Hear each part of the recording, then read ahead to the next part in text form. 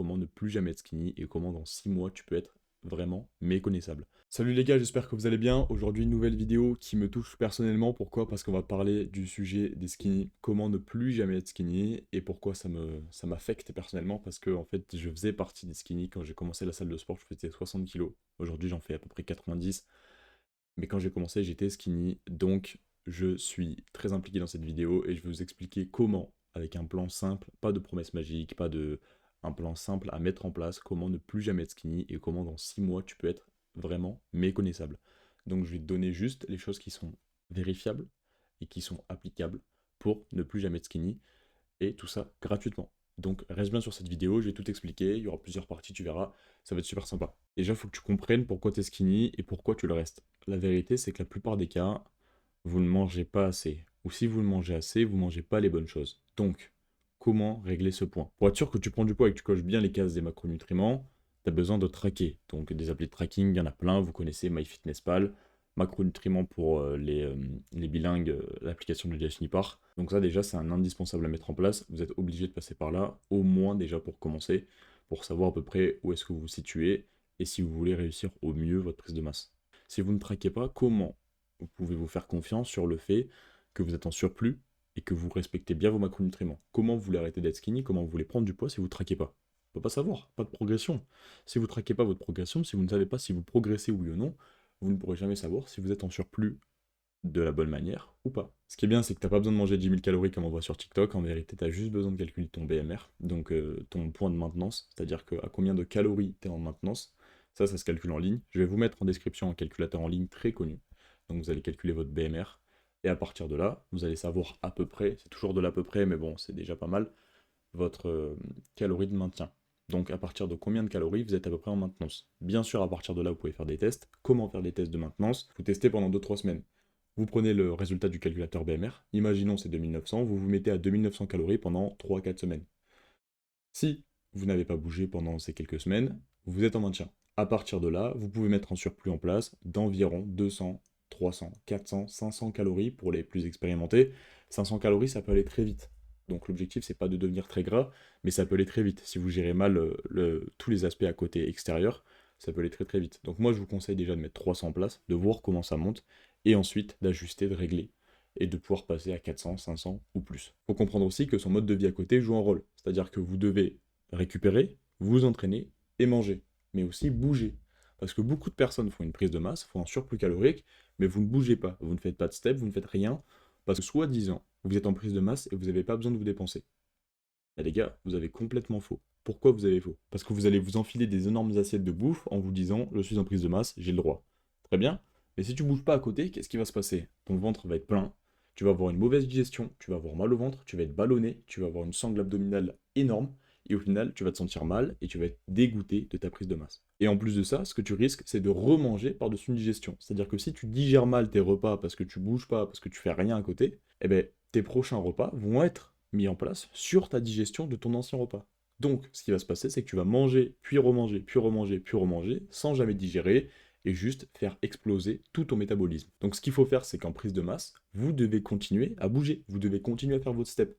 Je vous dis pas de faire 30 000 ou 40 000 steps par jour, forcément, parce que sinon à côté vous allez devoir manger comme un bœuf, mais continuez à faire 8, 10, 15 000 steps par jour pour avoir une sangle abdominale propre, pour avoir une bonne digestion, pour avoir de l'appétit, et pour être bien en fait, pour se sentir bien dans sa prise de masse. Parce que ce qui va compter, c'est le temps, c'est sur combien de temps vous allez tenir cette prise de masse. Si vous voulez arrêter d'être skinny et que vous voulez vraiment prendre de la masse et développer de la masse musculaire, ça va jouer sur le long terme.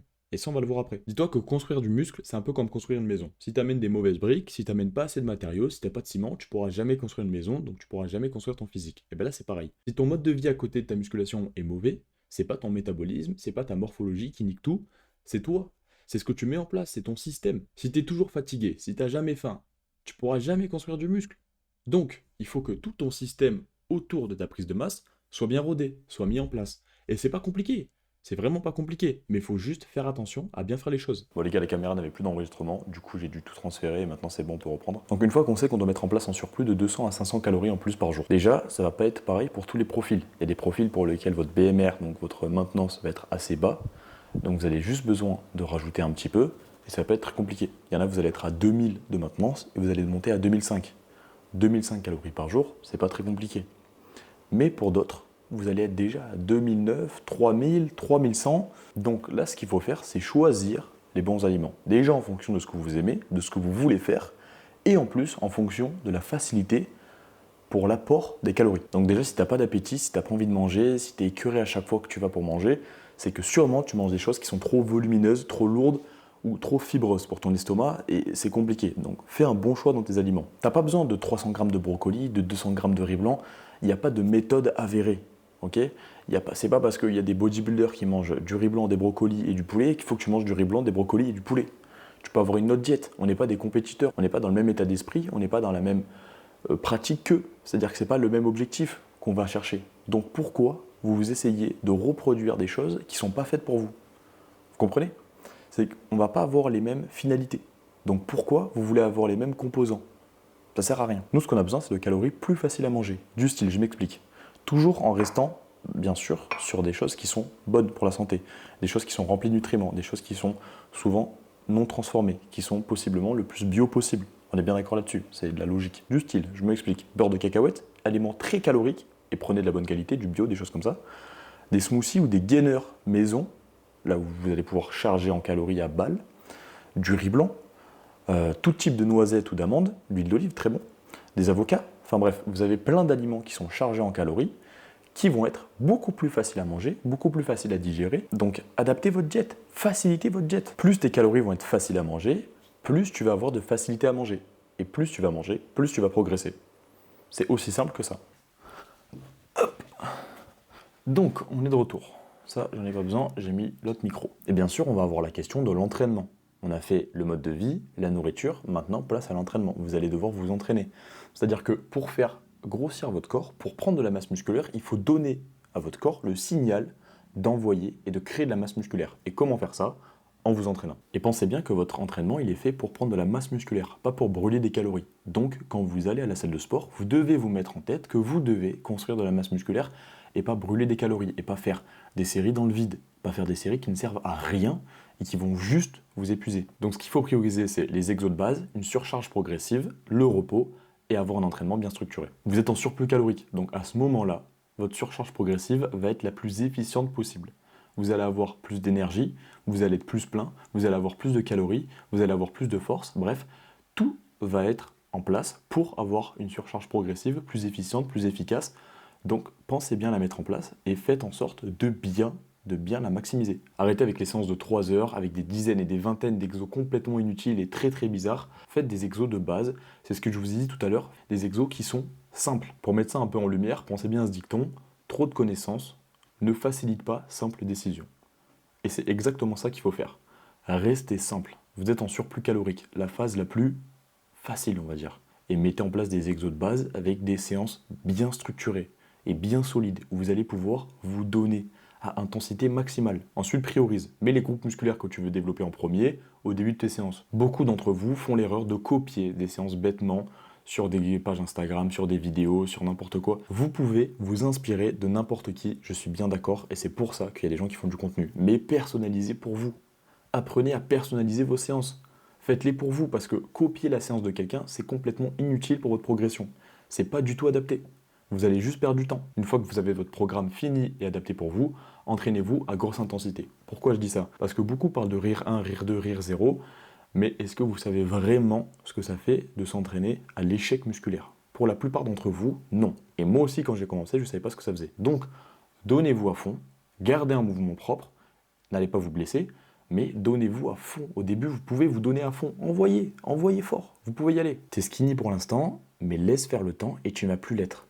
Il n'y a pas de recette miracle, il n'y a pas de pilule magique. Enfin, si, mais on va pas en parler aujourd'hui parce que nous, ça ne nous intéresse pas.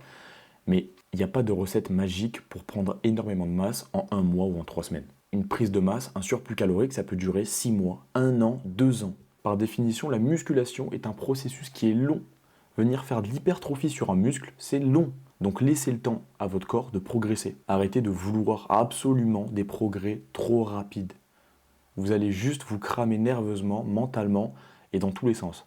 Laissez le temps faire les choses. Ce qui fait que tu évolues, c'est pas l'intensité de ta motivation, c'est la régularité de ta discipline. Et ça, c'est une phrase de fou, notez-la. Plus sérieusement, je m'en fous de voir des gens qui sont hyper impliqués et hyper déterminés pendant un mois. Moi, ce que je veux, c'est des gens qui font des écarts de temps en temps, mais qui tiennent sur 3, 6, 8, 10 mois, 1 an, 2 ans. Ça arrive à tout le monde de faire des écarts. Ce qu'il faut faire après, c'est mettre en place des choses pour combler ces écarts, mais tenir dans le temps. Si tu es discipliné pendant 3 semaines, c'est très bien. Tu vas être très discipliné, très strict, aucun écart, rien du tout, au millimètre, mais tu vas tenir 3 semaines. Autant te dire qu'en 3 semaines, tu n'auras rien fait. Parce que le seul moyen et l'unique moyen de se construire un physique et d'être dans cette discipline qui est la musculation, c'est le long terme. C'est seulement le long terme. C'est seulement le temps qui va jouer. C'est la seule métrique sur laquelle vous ne pouvez pas jouer, qui est intouchable et qui est propre à tout le monde. C'est-à-dire que tout le monde va avoir la même. Mais par contre, mettez le maximum de choses en place pour pouvoir avoir le temps en votre faveur. Donc pose les bases, crée ton système et répète. Il faut comprendre que dans cette discipline, la base, c'est la répétition. Vous allez entendre le terme répétition de partout. Quand vous vous entraînez, quand vous mangez, quand vous mettez des choses en place. Vous allez passer votre temps à répéter et à refaire les choses. Et c'est pour ça que pour plein de gens, c'est chiant. Parce que la plupart des choses que vous allez faire, c'est de la répétition. C'est toujours les mêmes choses. Une fois que vous avez créé un système qui est adapté, qui est bon pour vous, c'est seulement par la répétition et par le temps passé dessus que vous allez devenir bon, très bon, excellent. Sache que tu n'as pas choisi d'être skinny. Tu es comme ça, mais par contre, tu décides, oui ou non, de le rester. Et si tu veux changer, change ce que tu fais tous les jours. Sois précis, cohérent et patient. Mets en place des choses et fais-les tous les jours. Et ce que je peux te promettre, moi, personnellement, c'est que dans 6 mois, si tu fais tout ce que je t'ai dit, si tu appliques tout ce que je t'ai dit, c'est que dans 6 mois, tu vas plus jamais te reconnaître. Tu vas être complètement différent. Donc, réécoute cette vidéo s'il le faut, applique tout ce que je t'ai dit et reviens dans 6 mois et montre-moi tes résultats. Je vous souhaite une bonne journée, je vous dis à la prochaine, construisez du muscle et avant de partir, j'ai fait oublier, mais abonnez-vous, c'est complètement gratuit. Moi, ça me fait énormément de plaisir. Ces vidéos, c'est beaucoup de travail. Mettez en commentaire si vous voulez voir d'autres types de vidéos, si vous avez des questions, n'importe quoi, j'y répondrai avec grand plaisir. Je vous dis à la prochaine. Bonne journée. Allez, ciao.